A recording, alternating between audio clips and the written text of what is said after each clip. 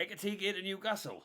Here we go. I was staying on the fence with this one. I thought this one wasn't going to pick up legs and it was just agents trying to generate interest in the player to get him a move this summer. But suddenly, out of nowhere, it is picking up pace. No idea what Eddie Howe is cooking, but my God, is that attack looking spicy. And the reason I ask what Eddie Howe could be cooking is because for Newcastle to spend a record amount of money that to the naked eye is a player that's going to play back up to Alexander Isak just doesn't make sense, and that's why I think Eddie Howe, tactically, is certainly cooking something here. So let's look at the player a bit closer. We've lost Callum Wilson, and we know Eddie Howe wanted a versatile player. We went after João Pedro, who could play the left, a little bit deeper, but also as a striker, and that one fell through. These two, in terms of profile, are quite similar. Ekitike at Frankfurt was playing as part of a two up front, with Mamouche, who then ended up going to Man City. He then started moulding into more of a number 9. He's got pace on the shoulder of the last defender, just like Isak. He started to develop those predatory instincts in the box, but we're certainly looking at a player, just like Isak can where needed, who could play on the left-hand side and cut in on that deadly right foot of his.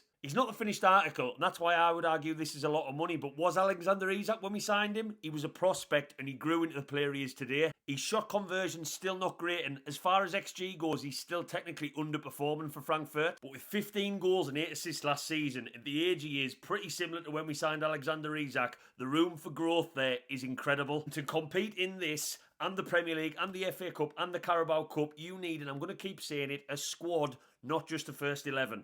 And as for Liverpool fans, you can keep crying on social media. This does not mean Alexander Isak is going anywhere. It just means Newcastle's attack could be very, very spicy. Let us know your thoughts on this one, Newcastle fans.